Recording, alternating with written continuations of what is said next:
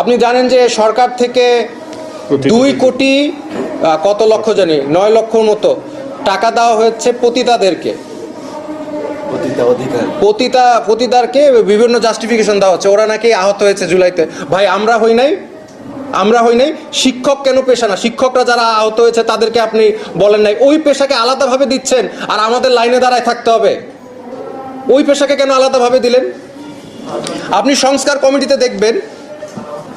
কমিটিতে দেখবেন যে ইয়েদেরকে নারী সংস্কার কমিটি পতিতাদেরকে সংবিধানে ঢুকানোর চেষ্টা করছে। আপনি সংস্কার কমিটি দেখবেন যে শিক্ষা সংস্কারের মধ্যে এই ধরনের ওয়ার্ড বাচ্চাদের বইয়ের মধ্যে ঢুকানো হয়েছে, যেটার বিষয়ে আমি আগে বলেছিলাম। আপনি দেখবেন যে সংবিধান সংস্কার সহ বিভিন্নভাবে এই পতিতাদের ফোকাস, মানে এই সমকামিতা পতিতা এই ধরনের কাজ ছাড়া, এই ধরনের প্রস্তাবনা ছাড়া মনে হয় এই দেশে আর কোনো সমস্যা নাই। আমি যখন দেখি ভাই যে আমার দেশের ট্যাক্স বাড়ানো হচ্ছে, একটা বিস্কুট খাবে রিক্সাওয়ালা, একজন কৃষক বিস্কুট খাবে, কেক খাবে, সেটার উপর ট্যাক্স বৃদ্ধি হয়েছে, এটা আমি দেখলাম। আমি কীভাবে হেল্প চাই? তাইলে আমার অসুস্থ, আমি এখানে আসতে পারি না, আমি কষ্টে আছি, আমি হেল্প চাই কীভাবে? যখন রিক্সাওয়ালার একটা সব ট্যাক্স বাড়ানো হচ্ছে, আমি তো মনে করবো আমার দেশে টাকা নাই, বাট ঠিকই টাকা পাচ্ছে পতিতাদের। আচ্ছা, পতিতারা যে টাকা পাচ্ছে কীভাবে? ও যে আসলে আহত হয়েছে এটা তদন্ত কে করলো? বলে একজন এনজিও নাকি এসে তাদেরকে বলেছে যে তারা এরকম হয়েছে। Why will I trust that NGO? Why? আমরা হতো না, এটা দেখেন না?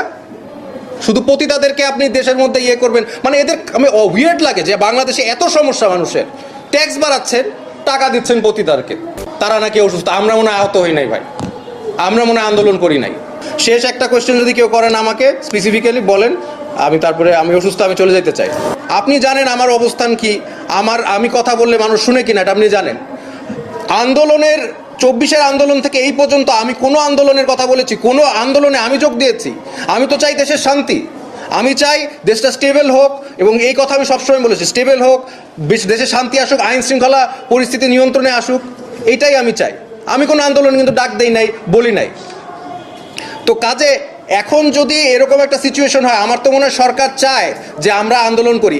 যে 500 লোক নিয়ে ইয়ের কাছে যেতে পারে, 500 লোক নিয়ে যে সচিবালয় যাবে, তার কথা সরকার শুনবে, এরকম একটা ভাব। নইলে অটোমেটিক আমরা যারা চাই না, আমরা যারা আন্দোলন করতে চাই না, আমাদের তো কাজ আছে ভাই, আমরা গবেষণা করি, লেখালেখি করি, কথা নাই। আজকে যদি আমি ডাক দিয়ে 500 লোক নিয়ে যাই, তখন দেখবেন আমাদের কথা মূল্যায়ন করা হবে।